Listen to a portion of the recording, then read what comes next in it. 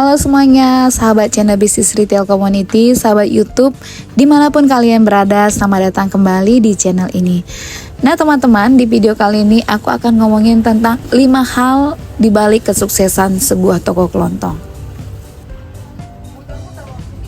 Nah teman-teman, kalau kita perhatikan di sekitar kita, di sekeliling kita, ya di tempat kita tinggal atau berusaha ini, pasti ada usaha yang sangat maju sekali, ataupun usaha itu sangat berkembang sekali. Namun ada juga usaha yang sepi, ya sepanjang hari mereka itu tidak terlalu ramai pembeli. Nah kira-kira apa sih yang mempengaruhi ini? Teman-teman bisa simak video saya ya. Nah ternyata teman-teman, katanya hal yang paling pertama kali untuk menjadikan usaha kita berkembang, yaitu satu, kita tahu tujuan kita berusaha untuk apa. Jadi tujuannya harus jelas ngapain. Ya, tujuannya harus jelas untuk apa kita berusaha. Pastinya kita berusaha untuk mendapatkan rezeki dan untuk menghidupi keluarga kita. Jadi ini adalah hal yang pertama sekali teman-teman. Nah, kita sudah paham tujuan kita membuka usaha untuk apa. Mudah-mudahan Tuhan pasti berikan pintu rezeki buat kita. Dan kalau kita paham tujuan kita apa membuka sebuah usaha, ya kita pasti ulet dan gigih.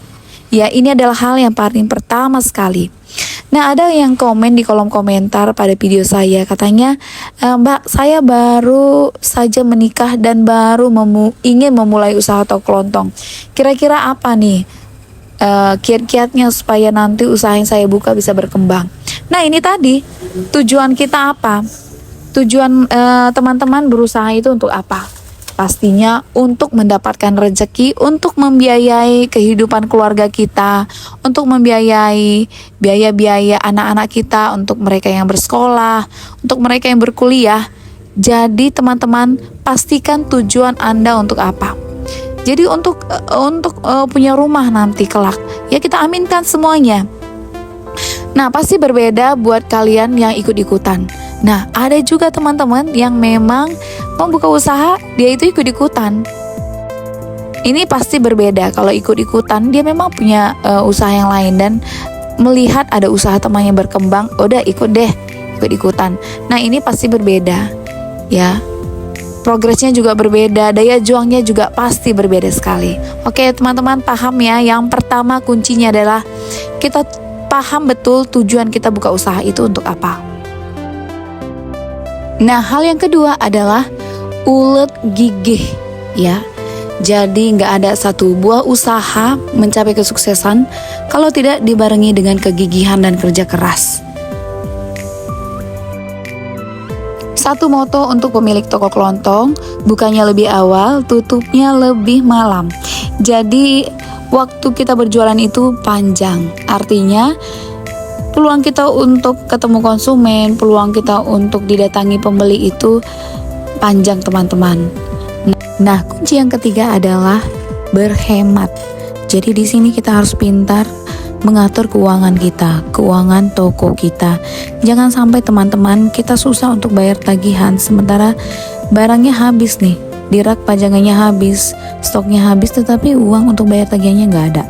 Ini salah satu penyebabnya karena kita boros. Ya ada pasti keran-keran yang bocor. Untuk hal yang satu ini teman-teman, kita boleh belajar kepada saudara kita Tionghoa. Jadi pedagang Tionghoa itu mereka memang sangat pintar sekali, sangat cekatan sekali dalam mengatur keuangan. Terlebih lagi keuangan usaha mereka. Jadi mereka itu selagi mereka itu memang usahanya memang masih kecil, mereka sebisa mungkin tidak menggunakan uang usaha untuk kepentingan pribadi. Jadi mereka itu memang kelola dengan baik sehingga usaha mereka bisa kita lihat saat ini, usaha mereka bisa berkembang dan bertahan. Kalau kita perhatikan lagi, mereka juga menggunakan pakaian seadanya. Mereka terlihat biasa-biasa saja. Nah ini bisa kita evaluasi ke kita sendiri ya teman-teman. Kenapa usaha kita susah untuk berkembang? Jangan-jangan penyebabnya karena kebiasaan kita yang boros. Nah teman-teman, hal yang keempat adalah kita pemilik toko kelontong harus berjiwa inovatif dan terbuka. Ya, artinya kita harus menyesuaikan kebutuhan pasar seperti apa. Kebutuhan zaman sekarang ini seperti apa. Jadi tidak konvensional seperti dulu ya. Kita jangan tetap mempraktikkan kekeh dengan kebiasaan dagang kita yang dulu.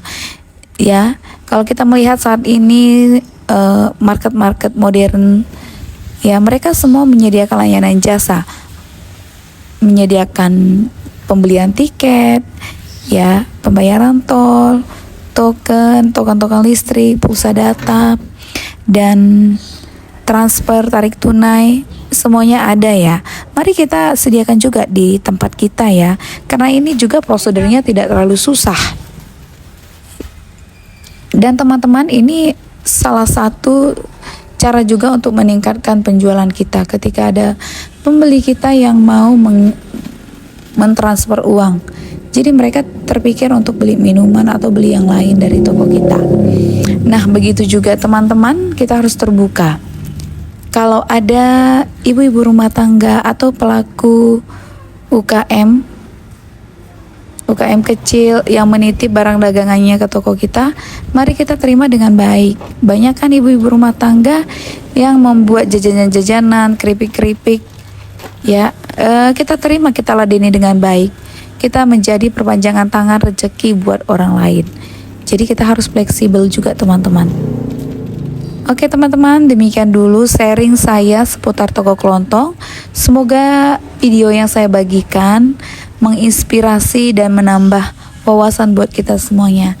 Selamat berbenah buat kita, toko kelontong tetap yang terbaik.